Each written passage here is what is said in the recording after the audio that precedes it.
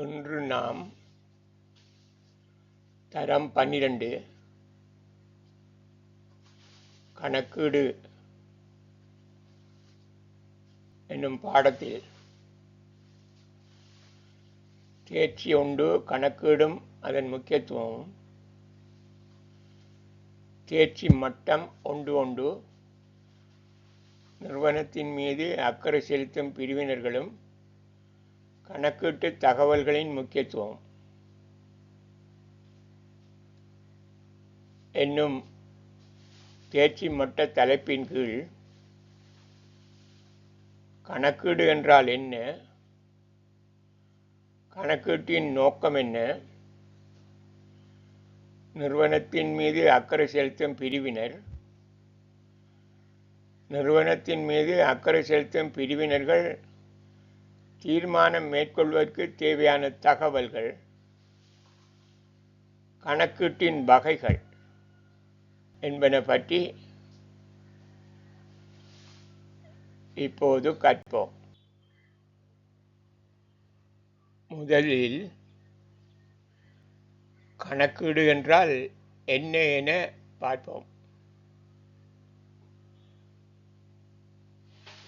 வணிகத்தின் மீது அக்கறை செலுத்தும் பிரிவினர்கள் தீர்மானங்களை எடுப்பதற்கு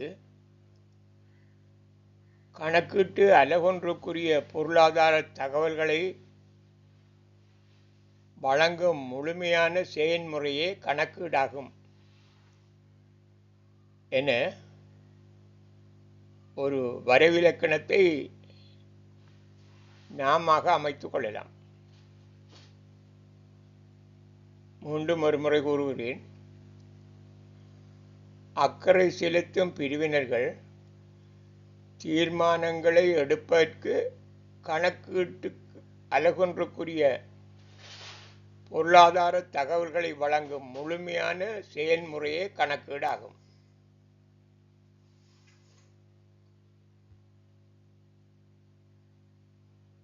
கணக்கீடு என்றால் என்ன என்பது பற்றி அமெரிக்க கணக்கீட்டு சங்கம் குறிப்பிட்டுள்ளது. தகவல்கள் தேவைப்படும் பிரிவினர்கள் தீர்மானங்களை எடுப்பதற்கு, வணிக தீர்மானங்களை எடுப்பதற்கு ஏற்றவாறு பொருளாதார தகவல்களை இனங்காணல், அளவீடு செய்தல், தொடர்பாடல் செய்யும் முறை கணக்கீடாகும் என குறிப்பிட்டுள்ளது.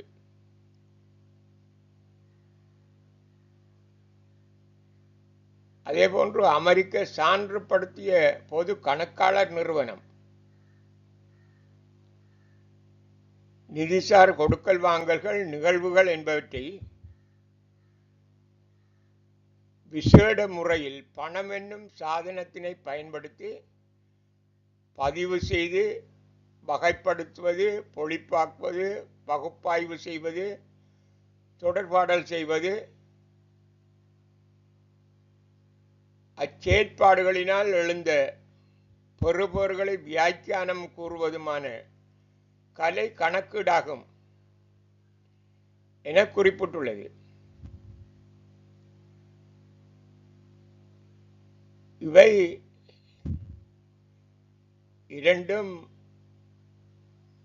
உலகில் அங்கீகாரம் பெற்ற இரு நிறுவனங்கள் குறிப்பிட்டவையாகும். நாம் இவை இரண்டையும் இணைத்து ஒரு வரைவிலக்கணத்தை நாம அமைத்துக் கொள்வோம். அந்த வரைவிலக்கணம் அக்கறை செலுத்தும் பிரிவினர்கள் தீர்மானங்களை எடுப்பதற்கு கணக்கீட்டு அலகொன்றுக்குரிய பொருளாதார தகவல்களை வழங்கும் முழுமையான செயல்முறையே கணக்கீடாகும் என சுருக்கமாக ஒரு வரைவிலக்கணத்தை உருவாக்கி கொள்ளலாம். மீண்டும் ஒரு முறை குறிப்பிடுகிறேன். அக்கறை செலுத்தும் பிரிவினர்கள் தீர்மானங்களை எடுப்பதற்கு கணக்கிட்டு அலகொன்றுக்குரிய பொருளாதார தகவல்களை வழங்கும் முழுமையான செயல்முறையே கணக்கீடாகும்.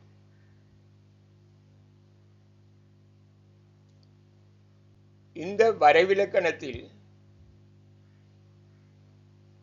நாம் எவற்றை குறிப்பிடுகிறோம் என்பதனை இனி விரிவாக பார்ப்போம். அந்த விளக்கங்களில் அமெரிக்க கணக்கீட்டு சங்கம் சொன்னவையும் அமெரிக்க சான்றுபடுத்திய பொது கணக்காளர் நிறுவனம் கூறியவையும் உள்ளடங்கியதாக அந்த விளக்கங்களை நாம் இப்போது பார்ப்போம். நாம தயாரித்து கொண்ட வரைவிலக்கணம் வணிகத்தின் மீது அக்கறை செலுத்தும் பிரிவினர்கள் தீர்மானம் எடுப்பதற்கு கணக்கிட்டு அலகொன்றுக்குரிய பொருளாதார தகவல்களை வழங்கும் முழுமையான செயல்முறை கணக்கீடாகும். இந்த வரைவிலக்கணத்திலே வணிகத்தின் மீது அக்கறை செலுத்தும் பிரிவினர் யார் என நாம் முதலில் பார்ப்போம். உரிமையாளர், முகாமையாளர், ஊழியர்கள், வாடிக்கையாளர், கடன் கொடுத்தோர், கடன் வழங்குகின்ற நிறுவனங்கள், அரசாங்கம், அதாவது உள்நாட்டு இறைவரி திணைக்களம்.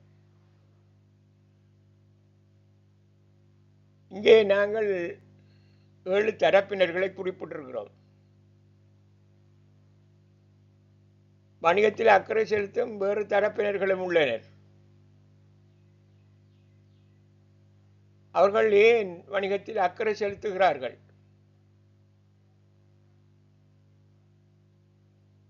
அவர்களுக்கு ஏன் இந்த நிறுவனம் தகவல் வழங்க வேண்டும் என்பதை இப்போது பார்ப்போம். உரிமையாளர் என்பது அந்த வணிகத்தில் முதலீடு செய்துள்ளவர். அவருடைய முதலீட்டுக்கு பாதுகாப்பு வேண்டும். முதலீடு பாதுகாக்கப்பட வேண்டும். அவர் வணிகத்திலிருந்து லாபம் பெற வேண்டும். வணிகம் சரியாக நடத்தப்பட வேண்டும்.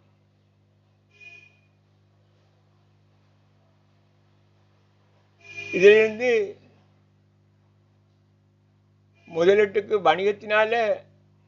முதலீட்டுக்கு ஏற்ற திருப்திகரமான லாபம் கிடைக்கிறதா? இன்னும் முதலீடு செய்யலாமா? இந்த வணிகத்தை தொடர்ந்து நடத்த வேண்டுமா என்பதை உரிமையாளர் தீர்மானிக்க வேண்டும். அதற்கு தகவல்கள் வேண்டும். அதுக்கு தேவையான தகவல்களை வழங்குவது கணக்கீடாகும். குறித்த வருடத்தில் எவ்வளவு லாபம் வந்தது, வணிகத்தில் முதலிட்டது நாம் எவ்வளவு, இப்பொழுது இருக்கிற சொத்துக்கள் எவ்வளவு, பொறுப்புகள் எவ்வளவு, எமது உரிமை எவ்வளவு என்பதை உரிமையாளர் தெரிந்து கொள்ள வேண்டும். அவருக்கு தேவையான தகவல்களை கணக்கீடுதான் வழங்கும். இனி அடுத்தது வணிகத்தில் அக்கறை செலுத்துகிற மற்றொரு முக்கியமான வணிகத்துக்குள்ளே இருக்கிற தரப்பினர், அகத்தரப்பினர் சொல்றவங்க, உரிமையாளரும் முகாமையாளரும் ஊழியர்களும். அகத்தரப்பினர் இதில் முகாமையாளர் வணிகத்தை உரிமையாளருக்காக வணிகத்தை நடத்துகிறவர் தான் முகாமையாளர். முகாமையாளர் திட்டங்களை தீட்டி சரியான முறையில் நடத்தி செல்லுவார். தன்னுடைய செயற்பாடுகள் சரியாக இடம்பெற்றிருக்கிற நடைபெறுகிறதா என்பதை அவர் அறிய வேண்டும். தனது தீர்மானம், தான் எடுத்த தீர்மானங்கள், தனது நடவடிக்கைகள் சிறப்பாக இடம்பெற்றிருக்கிறார் என்பதை அறிய வேண்டும். அதை உரிமையாளருக்கு அவர் தெரிவிக்க வேண்டும். அதற்கு கணக்கீட்டு தகவல்கள் முக்கியமானது. கடந்த காலத்தை விட இப்பொழுது சிறந்த கூடிய லாபம் வந்திருக்கு என்பதை உரிமையாளருக்கு காட்ட வேண்டும்.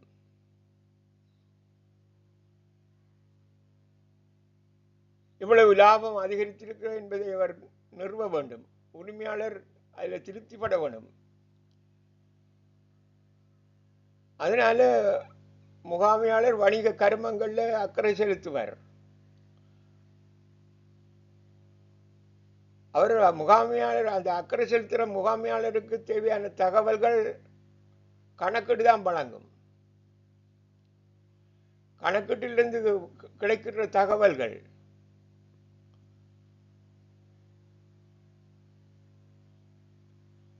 மொத்த லாபம் எவ்வளவு, தேறிய லாபம் எவ்வளவு, சொத்துக்கள் எவ்வளவு, பொறுப்புகள் எவ்வளவு, மொத்த லாபம் எவ்வளவு அதிகரிச்சிருக்குது, தேறிய லாபம் எவ்வளவு அதிகரிச்சிருக்கிறது, சொத்து எவ்வளவு அதிகரித்திருக்கிறது என்பதை அவர் அறிந்து கொள்ள வேணும். அதற்கு கணக்கீட்டு தகவல்கள் தான் அவசியமானவை. ஊழியர்கள் வணிகத்திலே முக்கியமானவர்கள். ஊழியர்கள் சிறப்பாக பணிபுரிய வேண்டும். வணிகத்திலே அவர்கள் எப்பொழுதும் அவர்களுடைய வருமானத்திலே, சம்பளத்திலே கவனமாக இருப்பார்கள்.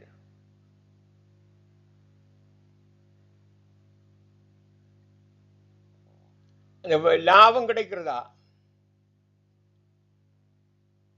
லாபம் வணிகத்துக்கு லாபம் வருகிறதா, சிறந்த அதிக மொத்த லாபம் கூடியிருக்குதா, தேறிய லாபம் கூடியிருக்குதா, வணிகம் சிறப்பாக நடைபெறுகிறதா, நான் சம்பளத்தை அதிகரித்து கேட்கலாமா, நாம் இந்த நிறுவனத்தில் தொடர்ந்து வேலை செய்யக்கூடிய விதமாக இதில் தொழில் பாதுகாப்பு இருக்குதா, அந்த தொழில் நிறுவனம் தொடர்ந்து நடத்தப்படக்கூடிய நிலைமை இருக்குதா என்பதை ஊழியர்கள் தெரிந்து கொள்ளணும். இல்லாட்டி அவர்கள் வேறு நிறுவனங்களுக்கு மாற பார்ப்பார்கள். ஊழியர்களுக்கு வணிகத்தின் கணக்கீட்டு தகவல்கள் முக்கியமானவை. தங்களுடைய தொழிலுக்கு பாதுகாப்பு வேண்டும். தொழில் பாதுகாப்பு காணப்படுகிறதா, சம்பளத்தை அதிகரித்து கேட்கலாமா, போனஸ் கேட்கலாமா என்பதை அறிகிறதுக்கு இந்த கணக்கீட்டு தகவல்கள் முக்கியமானவையாகும். வாடிக்கையாளர், அடுத்தது வாடிக்கையாளர். வாடிக்கையாளர் வணிகத்துக்கு வெளியில் இருக்கிறார்கள். இது புறத்தரப்பினர். புறத்தரப்பினர்கள் ஒருவர் வாடிக்கையாளர், முக்கியமானவர்கள். வாடிக்கையாளர் நுகர்வோரும் இருப்பார்கள், அதுக்குள்ள உற்பத்தியாளர்கள் இருப்பார்கள், பொருட்களை கொள்வனை செய்கிறவர்கள். வாடிக்கையாளர்கள், வாடிக்கையாளர் திருப்திப்பட வேண்டும். வாடிக்கையாளர் திருப்திப்படுறதுக்கு அவர்கள் குறைஞ்ச விலையில பொருட்களை பெறக்கூடியதா இருக்கணும், தரமான பொருட்களை பெறக்கூடியதா இருக்கணும். வணிகத்தில் அவர்களுக்கு அக்கறை இருக்குது.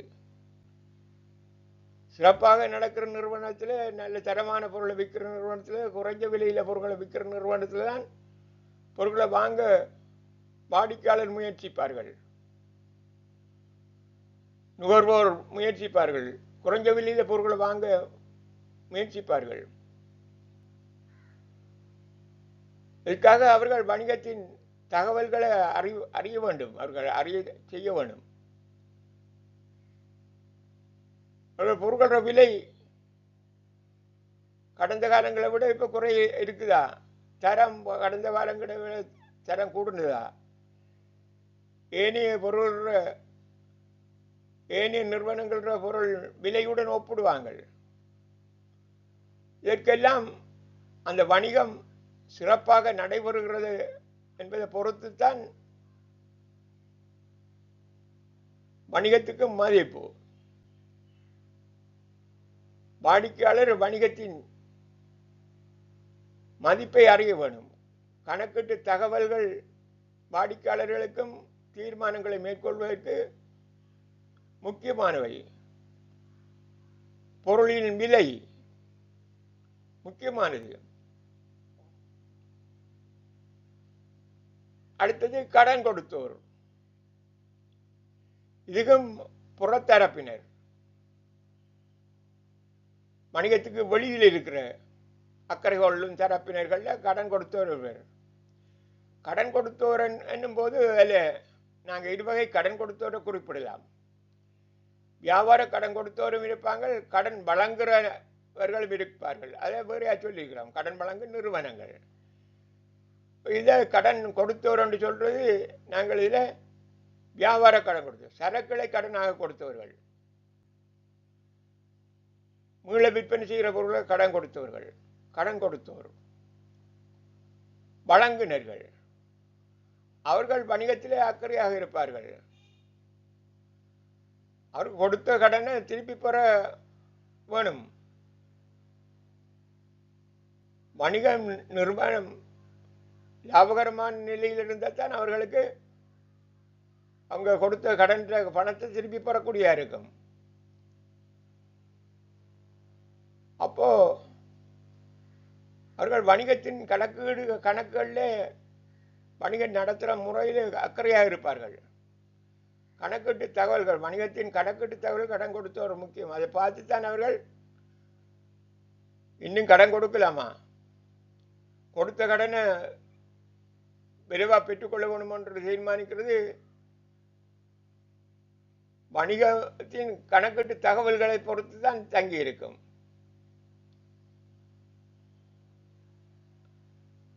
வழங்கப்பட்ட கடனை மீள பெறலாமா, பெற்றுக்கொள்ளலாமா, மேலும் கடன் கொடுத்தா அதை திருப்பி செலுத்துறதுக்கு வணிகத்துக்கு இயலுமை இருக்குதா என்பது வணிகம் வழங்குகின்ற கணக்கீட்டு தகவல்களிலிருந்து தான் தெரிந்து கொள்வார்கள். அத்தகவல்கள் தான் இந்த கணக்கீட்டு தகவல்கள் தான் கடன் கொடுத்தவருக்கு மன உறுதியை கொடுக்கும். அவர்களுக்கு கடன் கொடுக்கறதுக்குரிய விருப்பத்தை ஏற்படுத்தும். அதே போல கடன் வழங்குகிற வங்கிகள் நீண்டகால கடன்களை வழங்குறதா இருக்கலாம், மேலதிகப்பட்டு வழங்குறதா இருக்கலாம். வங்கிகள், நிதி நிறுவனங்கள் கடன் வழங்குற நேரத்தில் வணிகத்தின் கணக்கீட்டு தகவல்களை பரிசீலிக்கும். அவர்களும் கடன் கொடுக்கலாமா, கொடுத்த கடனை மூளை பெற்றுக்கொள்ளலாமா என்பதை பார்த்து தான் கடன் கொடுப்பார்கள். அடுத்தது அரசாங்கம். அரசாங்கம் என்று சொல்ற நேரத்தில் உள்நாட்டு இறைவரி திணைக்களத்தை நாம் குறிப்பிடுவோம். அரசாங்கம் வரி வருமானத்தை பெறறதுக்கு வணிகத்தில் அக்கறை செலுத்தும், வணிகத்தில் கணக்குகளை பார்க்கும். அதுக்காக அரசாங்கம் வணிகத்தில் கணக்கீட்டு தகவல்களில் அக்கறை கொண்டதாக இருக்கும். உள்நாட்டு இறைவரி திணைக்களத்துக்கு வணிகங்கள் தங்களோட கணக்குகளை சமர்ப்பிக்கணும்.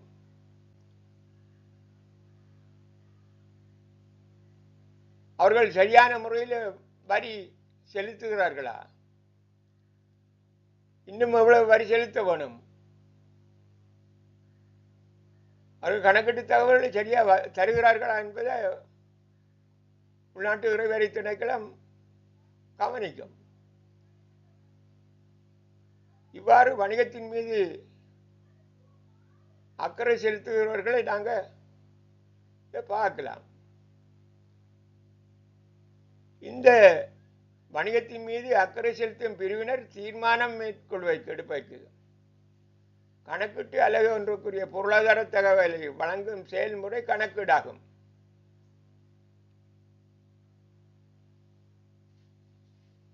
இதை நாம் உருவாக்கி கொண்ட வரவிலக்கணம்.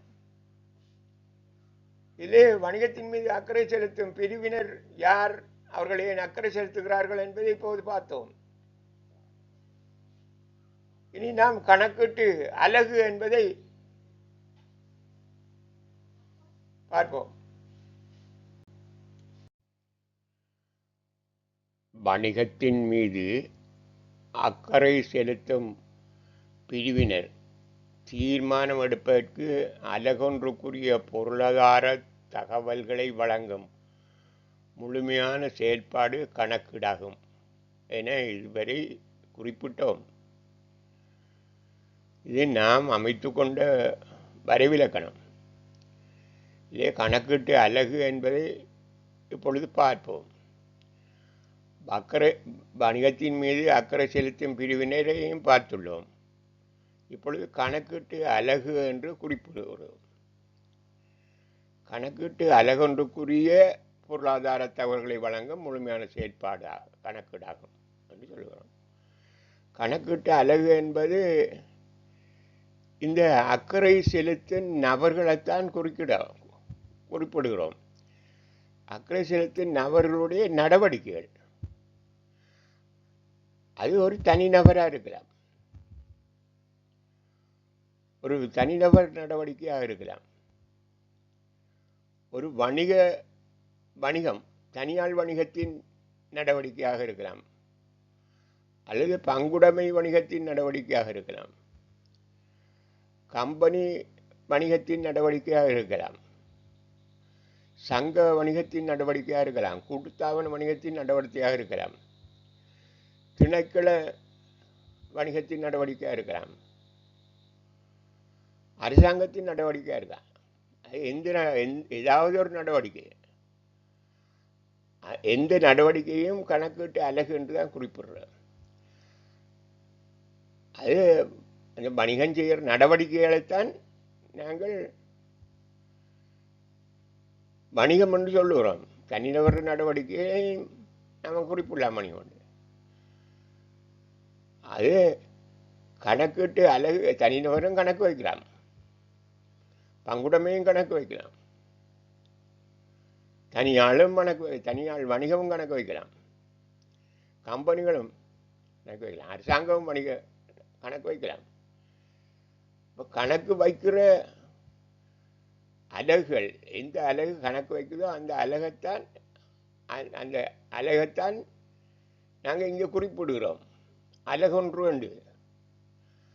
அலகொன்றுக்குரிய கணக்கீட்டு அலகுகள் தொடர்பில் அக்கறை செலுத்தும் பிரிவினர்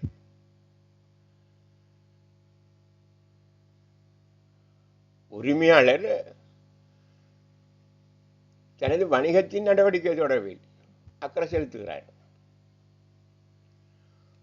முகாமையாளர் தான் நடாத்தி செல்கிற வணிகம் தொடர்பாக அக்கறை செலுத்துகிறார். அப்போ இந்த நடவடிக்கைகள் தொடர்பாக அக்கறை செலுத்தும் பிரிவினர்கள் தீர்மானம் மேற்கொள்வதற்கு தேவையான பொருளாதார தகவல்களை தொடர்பாடல் செய்வதுதான் கணக்கீட்டின் பிரதானமான நோக்கம். கணக்கீடு என்றால் என்னென்று பார்த்தோம், அதுதான் கணக்கீட்டு நோக்கம். அதுதான் தொடர்பாடல் செய்வது, பொருளாதார தகவல்களை தொடர்பாடல் செய்வது. யாருடன் தொடர்பாடல் செல்வது? அக்கறை செலுத்தும் பிரிவினர்களுடன் தொடர்பாடல் செய்வது. எது தொடர்பாக தொடர்பாடல் செய்வது?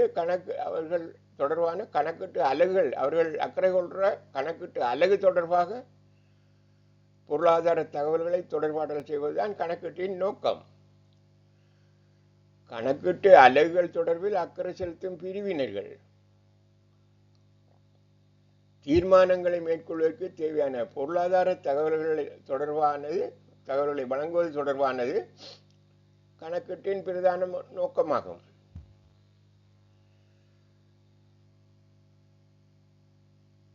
கணக்கீட்டு அலகு என்றால்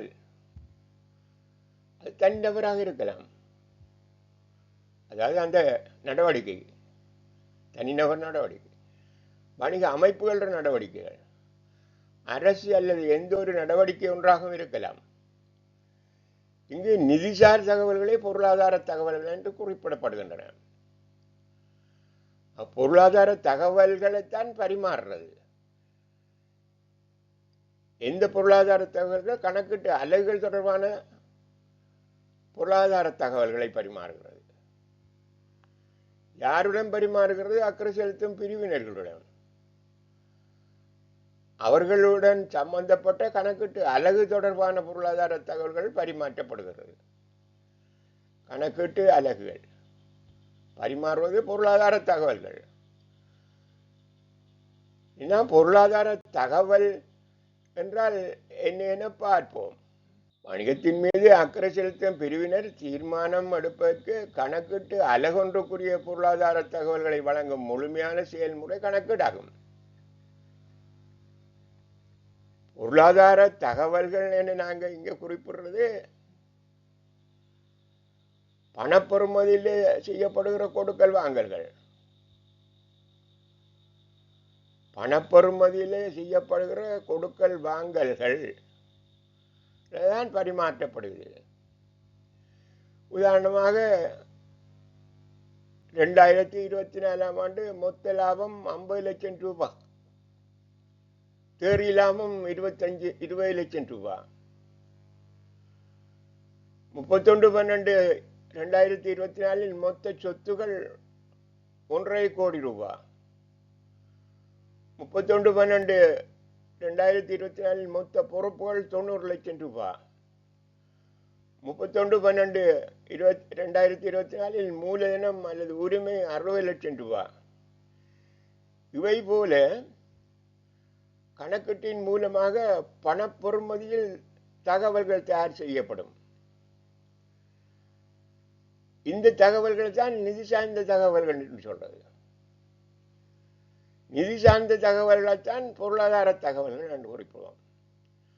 பணப்பெறுமதியில் குறிப்பிடப்படுகின்ற தகவல்கள் தான் கணக்கு வைக்கப்படும்.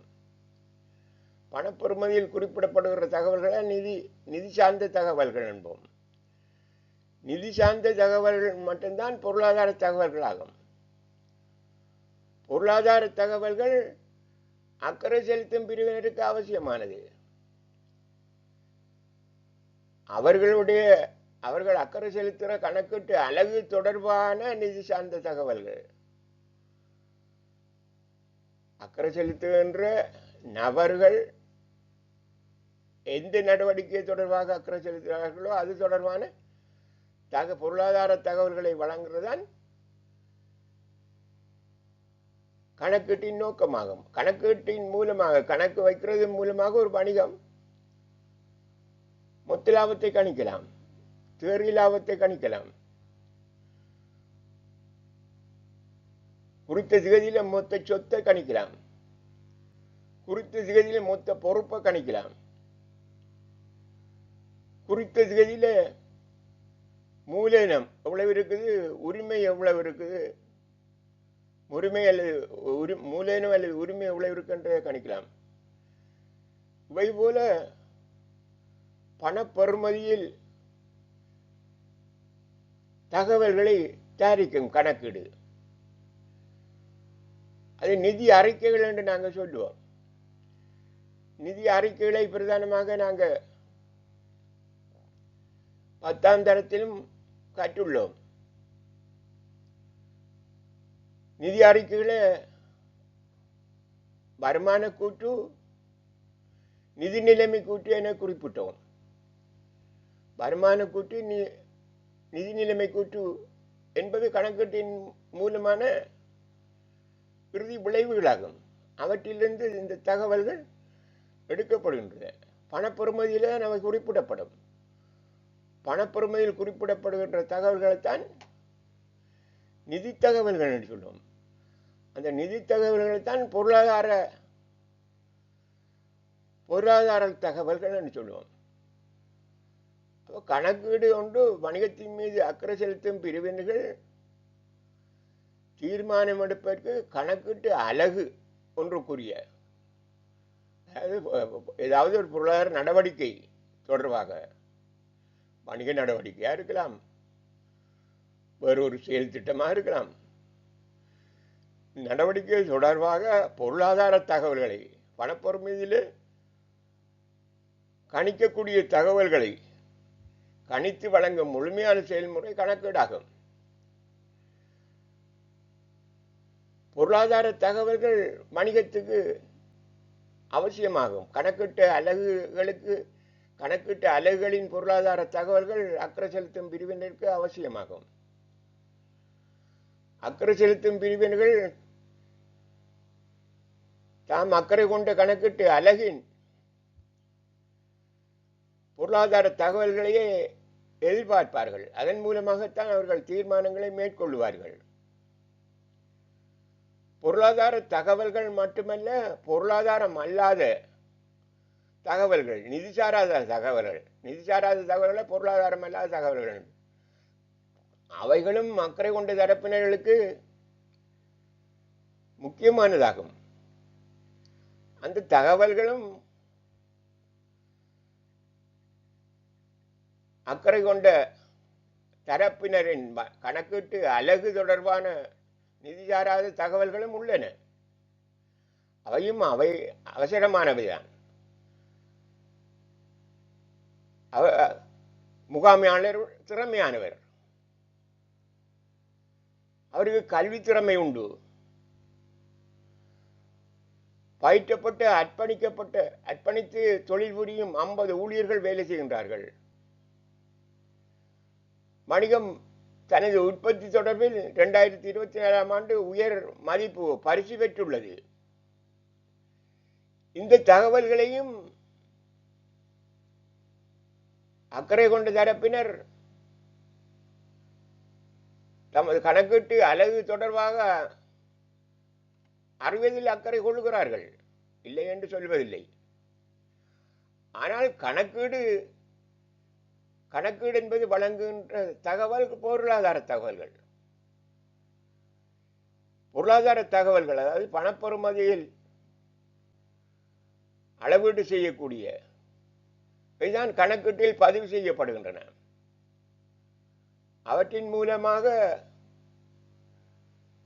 நிதி கூற்றுகள்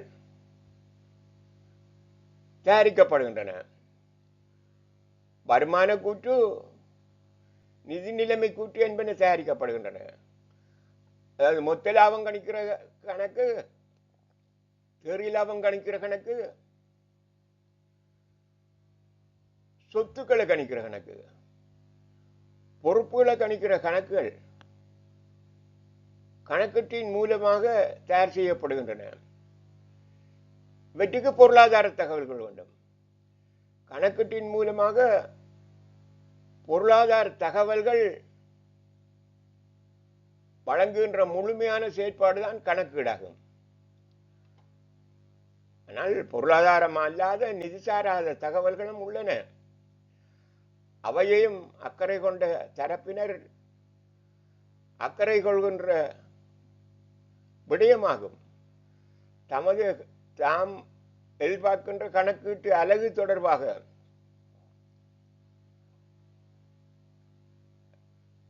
அவர்கள் அக்கறை செலுத்துகிறார்கள். முகாமையாளர் திறமையானவராக இருக்க வேண்டும் என்று எதிர்பார்ப்பு அவர்களுக்கு உண்டு. கல்வி திறமை வாய்ந்த நல்லாக பணிபுரியும்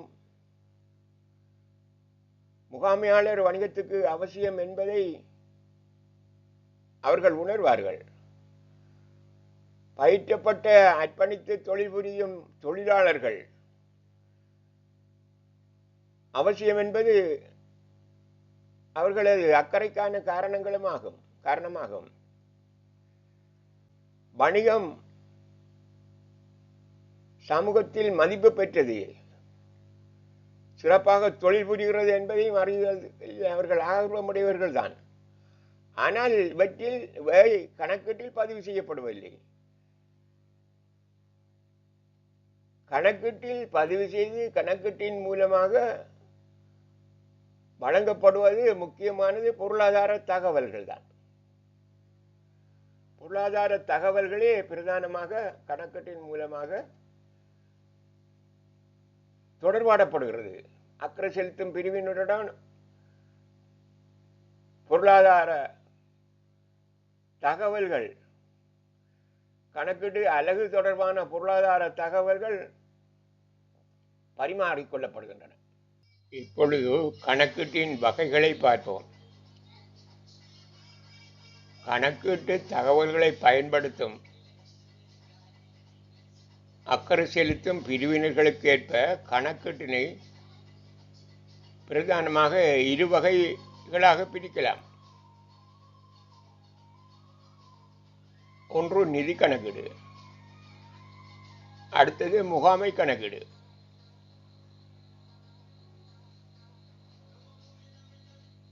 கணக்கீட்டு அலகொன்றின் கடந்த கால கொடுக்கல் வாங்கல்கள் நிகழ்வுகளுக்குரிய தகவல்களை பொருளாதார ரீதியாக தீர்மானங்களை மேற்கொள்வதற்கு பொருத்தமான முறையில் ஒழுங்கமைத்து அக்கறை செலுத்தும் புறப்பிரிவினர்களுக்கு வழங்குவது நிதி கணக்கீடாகும். புறப்பிரிவினர் என்பது நிறுவனத்துக்கு வெளியே இருக்கிறவர்கள். இங்கே நாங்கள் ஊழியர்கள், வாடிக்கையாளர்கள், கடன் கொடுத்தோர், கடன் வழங்கும் நிறுவனங்கள், அரசாங்கம், அதாவது உள்நாட்டு இறைவரி திணைக்களம் என்பன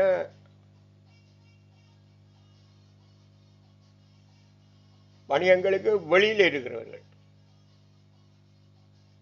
வாடிக்கையாளர், கடன் கொடுத்தோர், கடன் வழங்கும் நிறுவனங்கள், அரசாங்கம், அதாவது உள்நாட்டு இறைவரி திணைக்களம் என்பன நிறுவனத்துக்கு வெளியில் இருக்கிற கணக்கீட்டு அலகொன்றின் பொருளாதார தகவல்கள் மீது அக்கறை செலுத்துவர்கள். அவர்களுக்கு தகவல்களை வழங்குவதற்கான கணக்கீடு தான் நிதி கணக்கீடு, பிரதானமான நிதி கணக்கீடு. நிதி கணக்கீடு முகாமை கணக்கீடு ரெண்டும் பொருளாதார ரீதியான தகவல்களையும் பொருளாதார ரீதியற்ற தகவல்களையும் தயாரிக்கின்றன. ஆனால் நிதி கணக்கீடு பொருளாதார ரீதியான பணத்தினால் அளவிடக்கூடிய தகவல்களை மட்டும்தான் ஒழுங்கமைத்து நிதி அறிக்கைகளை தயாரித்து புறப்பிரிவினருக்கு முன்வைக்கிறது. ஆனால் முகாமை கணக்கீடு என்பது நிறுவனத்தின் அனைத்து முகாமைத்துவ மட்டங்களுக்கும் தேவையான திட்டமிடல், கட்டுப்படுத்தல், தீர்மானம் எடுத்தல், பொறுப்பு கூறல் ஆகிய வணிக கர்மங்களை மேற்கொள்ளக்கூடியவாறு நிதி சார்ந்த, நிதி சாராத ரெண்டு விதமான தகவல்களையும் வழங்குவது முகாமை கணக்கீடாகும். முகாமை கணக்கீட்டுக்கு பணத்தினால் அளவிடக்கூடிய நிதி அறிக்கைகளும் அவசியமாகும். அதுவும் தயார் செய்யப்படுகின்றன.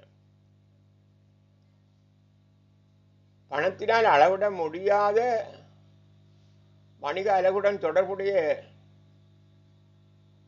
பெறுமதிமிக்க ஏனைய தகவல்களும் அகத்தரப்பினருடன், அதாவது உரிமையாளர், முகாமையாளர், ஊழியர் ஆகிய அகத்தரப்பினருடன்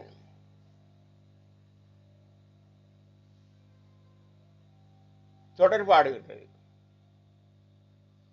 நிறுவனத்தில் பல முகாமையாளர்கள் இருக்கலாம். முகாமைத்துவ மட்டங்களும் வேறு வேறாக இருக்கலாம்.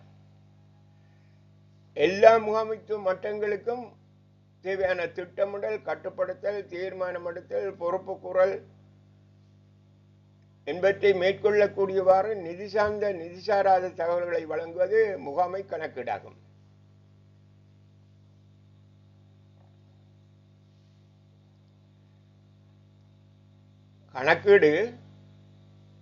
கணக்கீட்டு தகவல்களை பயன்படுத்தும் பிரிவினருக்கேற்ப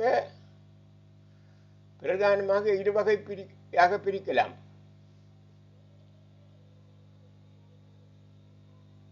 புறப்பிரிவினருக்கு வழங்கப்படும்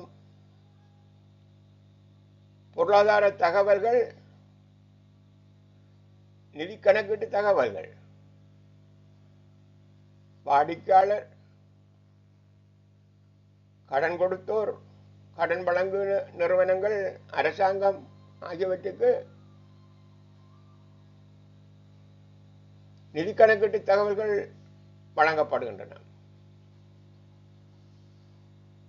ஆனால் முகாமை கணக்கீட்டு தகவல்கள் கணக்கீட்டு அலகில் உள்ள வெவ்வேறு முகாமைத்துவ மட்டங்கள் இருக்கும். அந்த முகாமைத்துவ மட்டங்களுக்கு தேவையான திட்டமிடல், கட்டுப்படுத்தல், தீர்மானம் எடுத்தல், பொறுப்பு கூறல் என்பவற்றை மேற்கொள்ளக்கூடியவாறு நிதி சார்ந்த பொருளாதார தகவல்கள் மட்டுமன்றி நிதி சாராத பொருளாதார தகவல்களையும் வழங்குவது முகாமை கணக்கீடாகும். உள்ளீடு, செயன்முறை, வெளியீடு என்பது பற்றி நாம் முன்னரும் அறிந்துள்ளோம். உள்ளீடு, வெளியீட்டு, செயன்முறை. உள்ளீடு, செயன்முறை, வெளியீடு. இது உள்ளீட்டு, வெளியீட்டு, செயல்முறை என நாங்கள் முன்னர் தெரிந்து கொண்டுள்ளோம். வணிகங்கள் வளங்களை உள்ளீடு செய்கின்றன. வணிக கருமங்களும் வணிக செயற்பாடுகளும் செயன்முறை. அதனால் வளங்கள்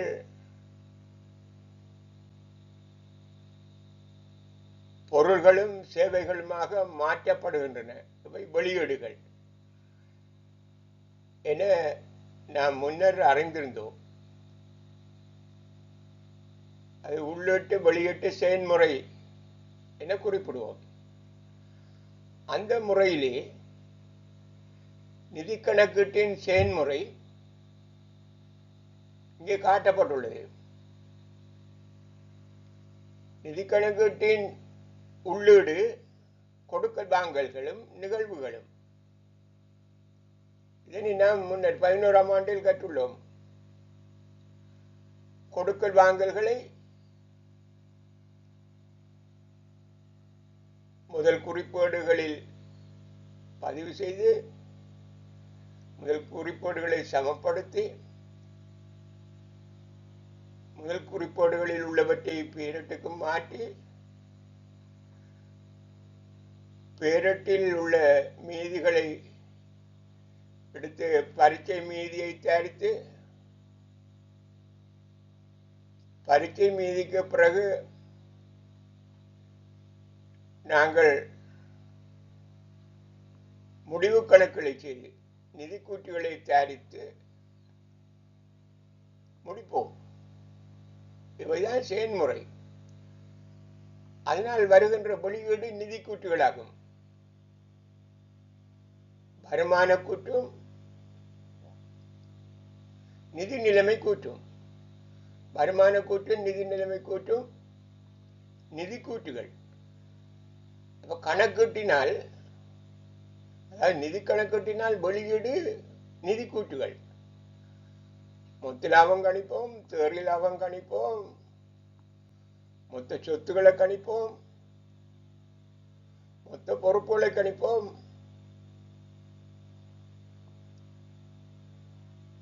உரிமை அதாவது மூலதன மூலம் என்பதை கண்டுகொள்வோம். இது வெளியீடு.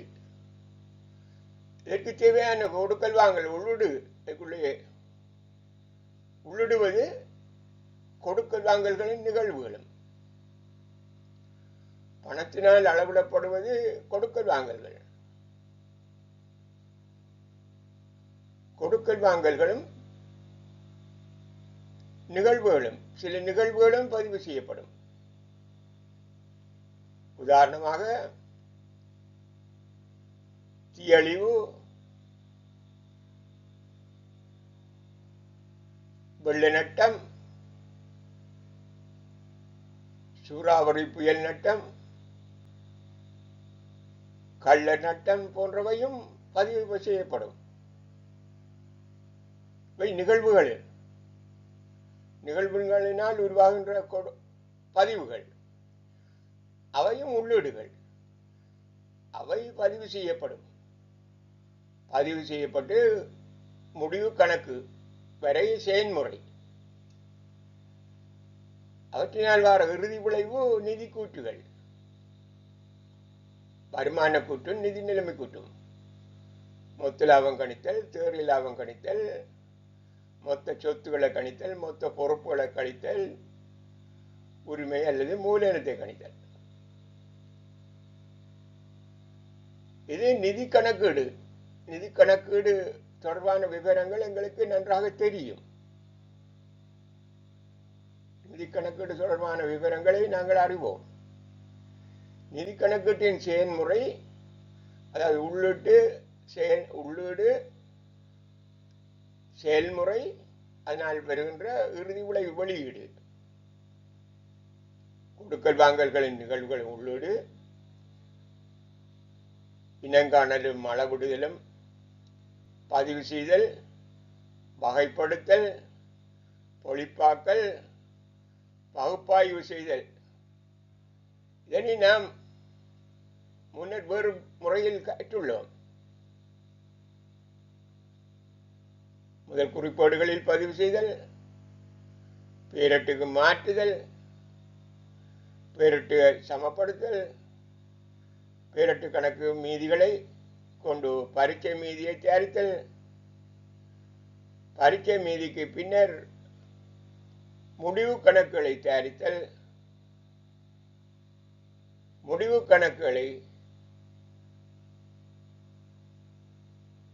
கணக்குகளினால் அதாவது வருகின்ற தேறிய விளைவு நிதி கூற்றுகள். மொத்த லாபம், தேறிய லாபம், மொத்த சொத்து, மொத்த பொறுப்பு, உரிமை கணக்கு. இது நிதி கணக்கீட்டின் செயல்முறை. அடுத்தது நாம் இனிமேல் தான் கற்க வேண்டியது. இன்னும் இவை கற்கப்படவில்லை. இதை பற்றி நாங்கள் பெரும்பாலும் இந்த கணக்கீட்டு பாடத்தில் இன்னும் கற்கவில்லை. முகமை கணக்கீடு இதுவும் உங்களுடைய பாடத்திட்டத்தில் உள்ளது. உள்ளீடு, செயல்முறை, வெளியீடு. இது முகாமை கணக்கீடு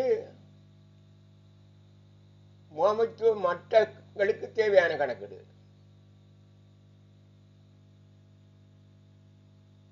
நிதி கணக்கீட்டு தகவல்கள் புற தரப்பினர்களுக்கு வழங்கப்படுவது. முகாமை கணக்கீடு முகாமை மட்டங்களில் உள்ளவர்களுக்கு தேவையான கணக்கீடு. இதுக்கு தகவல்கள், உள்ளீடு தகவல்கள், அதாவது வரலாற்று தகவல்கள். இதுக்கு முதல் வணிகத்தினாலே நடைபெற்ற தகவல்கள், வணிகத்தில் இடம்பெற்ற தகவல்கள், கடந்த கால நிதி கூற்றுகள், வணிகத்துடன் சம்பந்தப்பட்ட கடந்த கால தகவல்களை வைத்துக் கொண்டுதான் திட்டமிடுவாங்க. முகாமைத்துவ மட்டத்தில் அவரவர் திட்டங்களை தீட்டுவாங்க. அதுக்கான வரவு செலவு திட்டத்தை தயாரிப்பாங்க.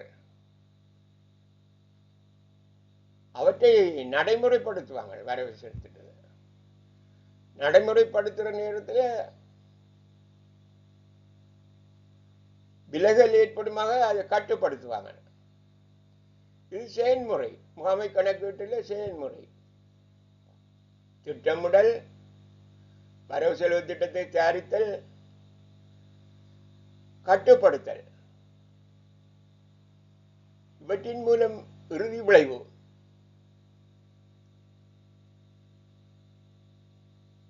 பாதீடு வரும். வரவு சில திட்டம் இறுதி விளைவு, கணக்கீட்டு விகிதங்கள் தயாரிக்கப்படும், பொது மேந்திரை பகிர்வு கூட்டு தயாரிக்கப்படும், எல்லைக்கரையின் தொடர்பான தகவல்கள் தயாரிக்கப்படும், முதலீட்டு தீர்மானங்கள் எடுப்பதற்கான தகவல்கள் தயாரிக்கப்படும். இனிமேல் தான் நீங்கள் இந்த 12ஆம் ஆண்டு 13ஆம் ஆண்டு பாடங்களில் கற்க இருக்கிறீர்கள். அவற்றை நான் அந்தந்த சந்தர்ப்பங்களில் தெளிவாக உங்களுக்கு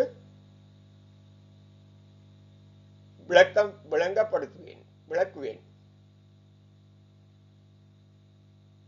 ஆனால் நிதி கணக்கீடு அவ்வாறு இல்லை. நிதி கணக்கீட்டு தகவல்கள் 11ஆம் ஆண்டில் நீங்கள் ஓரளவு கற்றிருக்கிறீர்கள். அதனுடைய அடிப்படை உங்களுக்கு தெரியும். 16ஆம் ஆண்டில் கற்றவர்களுக்கு தெரியும். இப்பொழுது 12ஆம் ஆண்டிலிருந்து தான் கணக்கீட்டை கற்கிறவர்களுக்கு அதனையும் நாம் இனிமேல் தான் கற்க இருக்கிறோம். அது நிதி கணக்கீட்டு தகவல்கள் அகத்தரப்பினருக்கும் வேணும், புறத்தரப்பினருக்கும் வேணும். அதாவது முகாமையாளருக்கும் நிதி கணக்கீட்டு தகவல் வேண்டும். முகாமைத்துவ மட்டத்தில் உள்ள நிறுவனத்துக்கு உள்ள இருக்கிறவர்களுக்கு, முகாமையாளர்களுக்கு, அதாவது நிதி தகவல்களும் வேண்டும், நிதி சாராத தகவல்களும் வேண்டும். அது நிதி சாராத தகவல்கள் எல்லாம் நாங்கள் இனிமேல் அடுத்து வரும் பாடங்களில் கற்க உள்ளோம்.